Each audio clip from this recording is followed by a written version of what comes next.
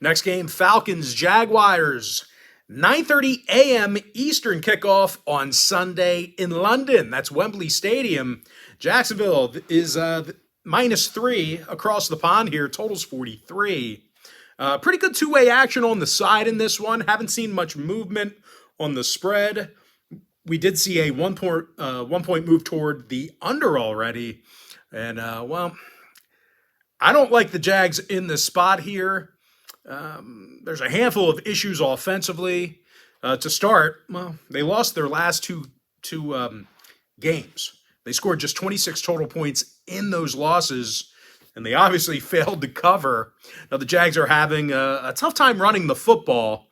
They're fumbling a little bit too much, and they tend to start slow. And, of course, on the defensive side of things, these guys just gave up 37 points to Houston at home. Have some pride. This is a secondary who ranks in the bottom 5 in the AFC in pass yards allowed. They're also allowing more third quarter points a game than any other defense in the NFL.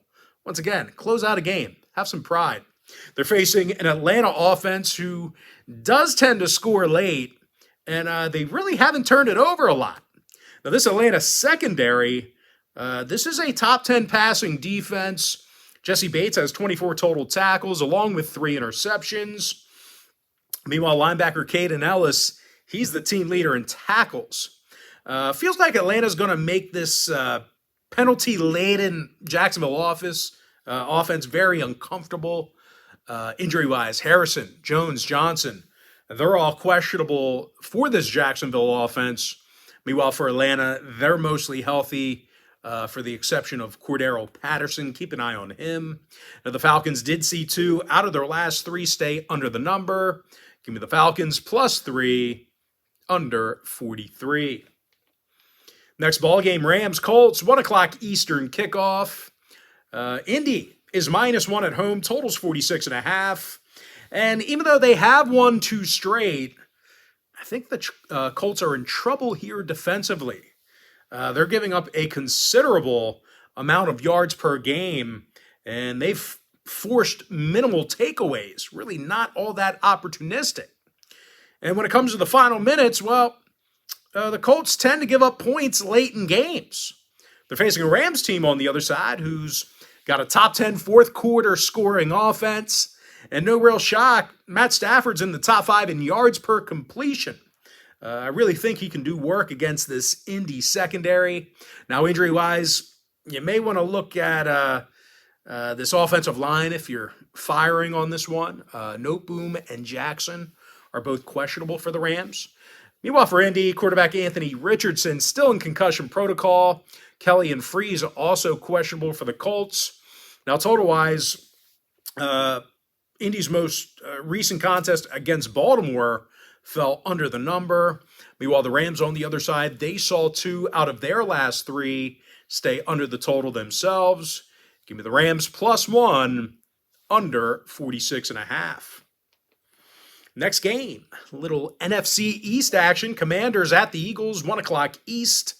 Philadelphia is the 8-point favorite at the Link. Total's 43.5.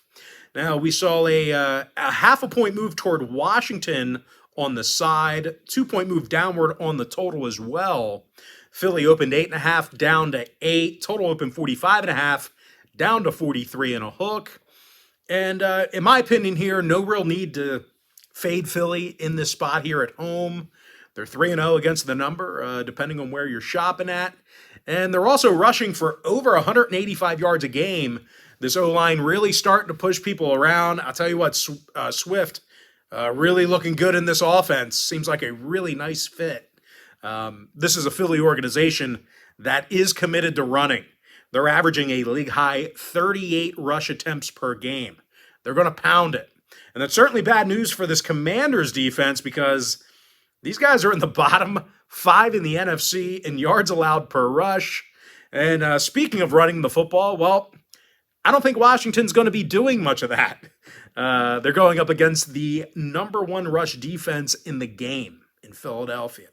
And, of course, the Commanders really haven't been overly explosive on offense. They're in the bottom 10 in total yards per game. And, of course, one of their biggest weaknesses offensively is quarterback protection. Sam Howell's been sacked 19 times through three ball games. That's a league worst. 19 sacks, 3 games. Nobody's been sacked more times. Now, injury-wise, the Commanders are fairly healthy at the moment. Just Logan Thomas, who's questionable right now. Meanwhile, for Philly, Watkins, Scott, Dickerson, Evans, and Sidney Brown, questionable for them. And like I said, weather-wise, going to be a really nice weekend all across the country. Going to be about 75 degrees by kickoff. Also going to be a little bit breezy. 2 out of the Birds' last 3 ball games got over the total.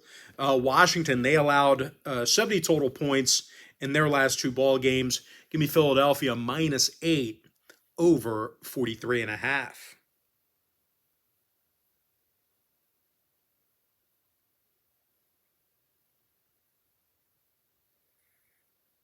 Sorry, phone's going crazy. I got stuck on a group chat there. All right, moving on. Broncos, Bears, 1 o'clock Eastern start time. Denver is the 3-point favorite on the road. Total's 46. We did see a half a point move toward Denver and the over in this one. And I'll tell you, as bad as the Broncos have been, this is a horrible spot. Laying 3 points away from home with a winless team who's playing terrible football. It's a horrible spot. This is a horrible pick, but I'm leaning toward the Broncos. I got to imagine they're going to rip apart this Chicago defense. The Bears allow over 6 yards per play, bottom 3 in pass defense. And whether you like him or not, Russell Wilson, he's leading this offense to 6 yards per play, top 5 in the NFL in that category. Now, they're also scoring the majority of their points in the first frame. So these guys are averaging more first quarter points per game than any other team in the league. Look for them to jump all over a Chicago defense early, who's actually allowing over 35 points a game. Now, injury-wise, Stevenson, Johnson, Blackwell, and Jackson are questionable for the Bears. Meanwhile, for the Broncos, it's mainly just their defense that's banged up right now. Looks like Simmons, Clark, and Joel are questionable. They're on the injury report. Keep an eye on them. Now, once again, weather shouldn't be an issue Sunday. About 75 degrees, clear in Chicago. Very slight breeze by kickoff. Might not even be moving the little flags on top of the goalposts. Should be a nice, calm day. And when it comes to the number, all 3 of Chicago's contests this year got over the total. Very bad defense. Denver saw their last 2 straight get over the line. Give me the Broncos -3 over 46. Next game, Bucs, Saints, 1 o'clock East. New Orleans, is -3.5. Total is 40 and a hook. Now, I obviously don't like this injury to Derek Carr. The Saints already showed some struggles running the football this year. New Orleans is averaging only 3.4 yards per rush. And this O-line's done a poor job protecting the quarterback. No ifs, ands, or buts. The Saints are in the bottom 5 in sacks allowed. They're going to have to block guys like Vita Vea and Joe Tryon-Shinka, who's they got a couple of sacks between the both of them, handful of TFLs between the both of them as well. And even though this Buccaneer offense hasn't looked overly dynamic, they're well disciplined penalty-wise, and they do protect the quarterback. Now, injury-wise, Davis, Dean, Dennis, and Cansey questionable for the Bucs. Ruiz, Adebo, and Moreau questionable for the Saints. Obviously, Derek Carr's got that bad shoulder. I think he sprained his AC joint. I did that in college. It does not feel good. Actually required me to get a cortisone shot, and it was a slight separation, so that does not feel good. Anyway, all 3 of the Saints contests this year fell under the total. The Bucs saw 2 out of their last 3 stay under. Give me the Bucs +3.5, under 40 and a hook. All right, next ball game. Little divisional matchup here. Ravens at the Browns, 1 o'clock Eastern kickoff. Cleveland is the 2.5-point favorite. Total's 41. And normally when you talk about this matchup between these 2 teams, you normally talk about the Baltimore defense. But this week, it's actually the Cleveland defense who leads the NFL in many different categories. Cleveland's allowing only 163 total yards per contest. That's a league best. They're also limiting opposing quarterbacks to just 111 passing yards a game. And of course, much of that success on D can be accredited to the pass rush of Myles Garrett. The edge rusher has 4.5 sacks on the year already. And I'll tell you what, he does a number on an offensive coordinator's game plan. He draws people off sides, creates false starts. He creates all kinds of havoc. And even though the injury to Nick Chubb was devastating, the Browns were still able to put up 27 points against Tennessee this past week. Now, injury-wise, Newsome and Hudson are questionable for Cleveland. Meanwhile, for Baltimore, a ton of guys on their injury report at the moment right now. Ojabo, Edwards, Bateman, Stone, Beckham, Humphrey, Hill, Linderbaum, Owe, Stanley, and Williams. They are all questionable for the Ravens. Hot and sunny on Sunday in the Inner Harbor. No weather to worry about in this one. 2 out of both teams' last 3 contests, respectively, stayed under the total.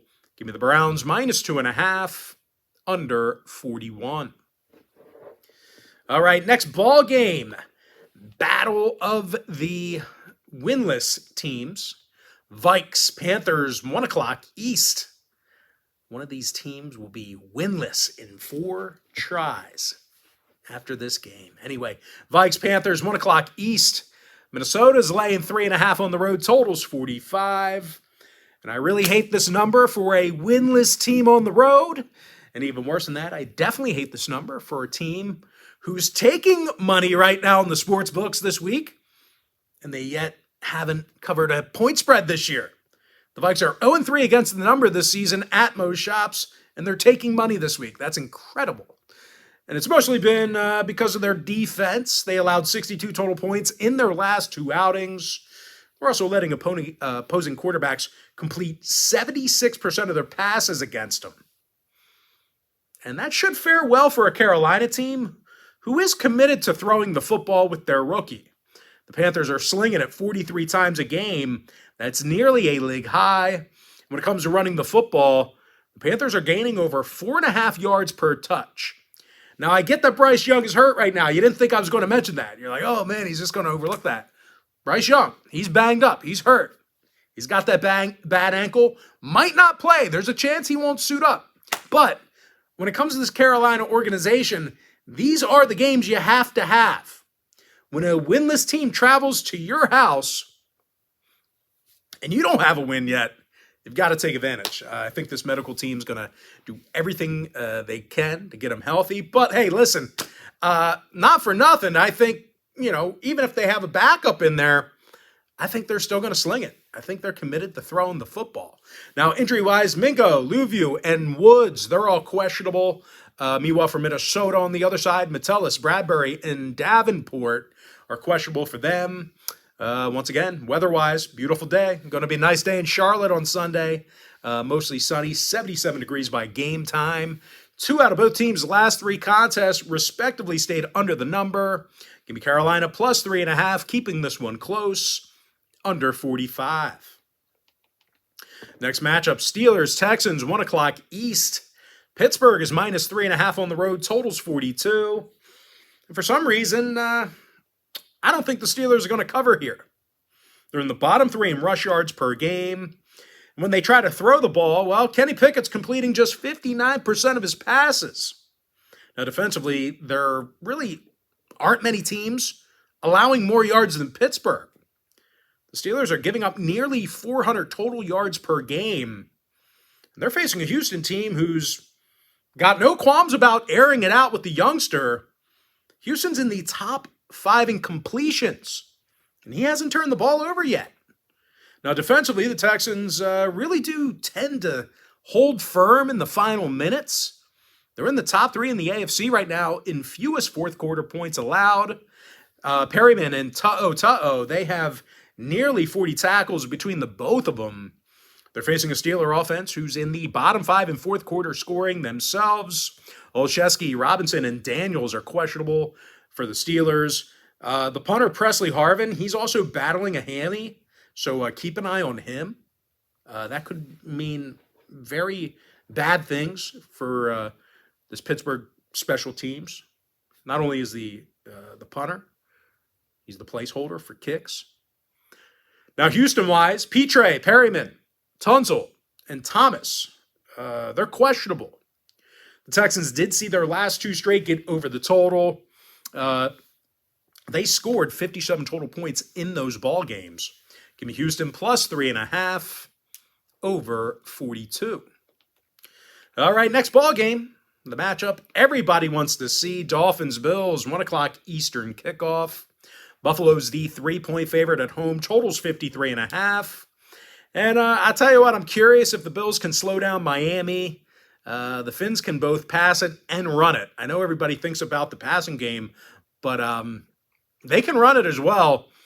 And this Buffalo defense, they allow 5.9 yards per play on the ground. That is a league worst. If you think they're not going to run the ball against them, you might want to think again. I think they're going to slip a few rushes in there. And as good as Buffalo's looked on the offensive side of things, they're really not throwing it over the top much. Josh Allen's averaging only 8 yards per completion, bottom 10 in the NFL in that category. Meanwhile, this Dolphins secondary, though porous at times, well, I said it last week, they do tend to keep everything in front of them, passing-wise.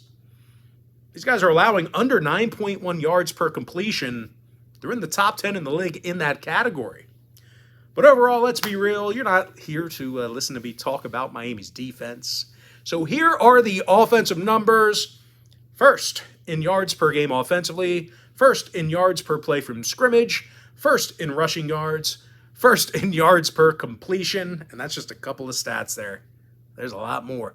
Tua, he's throwing for nearly 350 a game, 8 tutties, just 1 sack. He's getting protected. Tyreek Hill, 137 yards a game, 4 touchdowns. 2 out of Miami's last 3 ball games got over the total. Buffalo scored 75 total points in their last 2 outings. Von Miller's still out for Buffalo. Ryan Bates is questionable. Phillips, Waddle, Craycraft, Williams, Ahmed, and Croft questionable for Miami. Sunny and warm in upstate New York Sunday. Give me the Dolphins plus 3 over 53.5. Next game, Bengals-Titans, 1 o'clock East. Cincinnati's the 3-point favorite. Total's 41.5. And for a team laying a field goal on the road here, just keep in mind, the Bengals haven't covered a point spread yet. Winless against the number this year. And offensively, the Bengals might not have the best offense on the field in this game. They're dead last in scrimmage yards per play. They're also dead last in yards per pass attempt. They're facing a Tennessee defense who they can get to the quarterback. Pretty good pass rush. They've got double-digit sacks on the year already, and they're led by Danico Autry, who's got 3.5 of those sacks. Meanwhile, Byard and Alshare, they lead the D in tackles. Brown and Chestnut, they've been placed on the IR. Pete Skoronski's questionable. Meanwhile, for Cincy on the other side, they're mostly healthy, for the exception of Irv Smith. He's battling a hammy. Sunny and hot in Nashville on Sunday, 86 degrees. Not a lot of breeze in the Music City. Should be a warm one. 2 out of both teams' last 3 ball games respectively fell under the total. Give me the Titans plus 3 under 41.5. Next matchup, Raiders-Chargers, 4:05 East. LA, the Chargers, -5, total 48.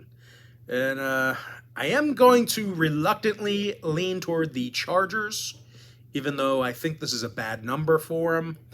They're terrible on D, but I just have to imagine they can outscore the Raiders here. If you go in tit for tat, they're just better offensively. Justin Herbert's throwing for more yards a game than any other quarterback besides Tua. He's also completing 75% of his throws. That is a league best. And they're facing a Vegas defense who's allowing opposing quarterbacks to complete over 74% of their passes against them. And, well, if they get into a shootout with the Chargers, I think they're going to run out of options. They are the worst running team in the game right now. And they may have to go to work without Jimmy G. He's in concussion protocol. He got his brain scrambled a little bit, so not even sure if we're going to see him in action. But to be honest, my decision on this game isn't even impacted on his status. I'm going with the Chargers reluctantly, whether Garoppolo plays or not, because I feel like LA can outscore just about any team in the league. They're not going to play any defense, but man, when it comes to basketball and turf, they can outscore just about anyone. Now, injury-wise, James, Eckler, and Kendricks are questionable. Mike Williams placed on the IR. That's a tough one. 2 out of the Chargers' last 3 outings did get over the total. No real surprise there. They could possibly put it over the total themselves. Give me the Chargers -5 over 48. All right, next matchup, Cards, Niners, 425 East. San Francisco's the 14-point favorite at home. Total's 44.5. And even though the Niners are arguably the best team in the league, if you ask a lot of people or you even put up a poll on your social media, I think a lot of people are going to say it's the Niners who they're cream of the crop. But you got to understand this. It's all about the number, right? They're facing a Cardinals team who's undefeated against the point spread. They're 3-0 against the number with covers over the likes of the Commanders, Giants, and Cowboys. And when it comes to defensive play, the Cards do have one heck of a pass rush. They're in the top 5 in sacks per game. Now, they're facing a Niner team who's pretty sloppy penalty-wise. These guys are committing 8 penalties a game when they have the football. So even though that point production is through the roof, 30 points a game in every game? You still got to imagine that these flags are going to eventually start to catch up with them, especially in divisional games.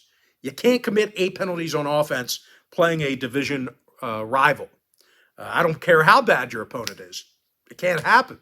And when it comes to the point spread, well, the Niners did let that back door open in week 2 against the Rams. They failed to cover in that one. 14 points. It's a lot to lay against a divisional opponent. Now, injury-wise, Greenlaw, Thomas, Ayuk, and Debo are all questionable. Wide receiver core a little bit banged up here. Meanwhile, for Arizona, Collins, Barnes, and Woods are questionable. The Cards' last two games got over the total. They actually scored 28 points in each of those contests. Give me Arizona +14 over 44.5. Next matchup, Patriots, Cowboys, 425 East. Dallas is the 6-point favorite at Jerry World. Total's 43. Now, it does feel like the Cowboys should cover here. I think they just kind of laid an egg against Arizona. They're still second in the league in passing defense. And, of course, a lot of that has to do with the pass rush. Micah Parsons, 4 sacks on the season, a lot of havoc. This Cowboys D, they're holding the opposing quarterbacks to just 15 completions per game. They're facing a Patriots team who isn't overly dynamic offensively. They're in the bottom 10 in yards per play from scrimmage. And Mac Jones, he's been little threat throwing down the field. He's in the bottom 5 in the NFC in passing yards per contest. And of course, with this Dallas pass rush, we should see some more of the same out of them. Now, injury-wise, Godshaw, Strange, Jones, and Sal, they're all questionable for the Patriots. Meanwhile, for Dallas, Smith, Biotish, and Martin are banged up. You got to keep an eye on those guys. Those are the big men up front on offense. You got to have at least one of those guys playing. Now, the Pats saw their last 2 straight stay under the number. Give me the Cowboys -6 under 43. All right, Sunday Night Football. The Kansas City Taylor Swifts taking on the Jets, 8:20 p.m. East. The Chiefs are -9.5 on the road. Total's 42. And for some reason, we saw a 0.5-point fade of KC in the early going here. They opened as the 10-point favorite, down to 9.5. Total opened 43, down to 41 and a hook. And if you think I'm going to talk about this KC offense, well, I'm not. Because it's their D that's been solid, rock solid over the past couple of weeks. These guys are allowing just 178 yards a game through the air. Kudos to that secondary. They're in the top 5 in yards allowed per play, fewest yards allowed per play. And they're also very disciplined. Just 3 penalties a game they're committing on defense, doing a great job in that particular category. Jones and Dana, they have 5 sacks between the both of them. Trent McDuffie leads the defense in tackles. And obviously, we know what the Chiefs bring to the table offensively. We know it. But what you may not know is that Patrick Mahomes, he's been sacked only 1 time this year, getting exceptional protection up front. He's getting all day back there. And of course, when he has pressure, he's getting rid of it. Now, they're facing a Jets pass rush who's in the bottom 10 in sacks themselves. Probably going to have a tough time getting pressure on Mahomes. And if that's the case, Kansas City's receivers are going to have all day to get wide open. It could be big problems for the Jets. New York's in the bottom 10 in completions allowed per game. And of course, on the other side of the football, it's been a disaster. Joe Willie Namath just totally blasting Zach Wilson in the media. This is the worst offense in the NFL. Dead last in yards per game, dead last in completions. Adams and Schweitzer are questionable for New York. Nick Bolton questionable for the Chiefs. 2 out of both teams' last 3 ball games stayed under the number. Give me Kansas City minus 9.5, under 42.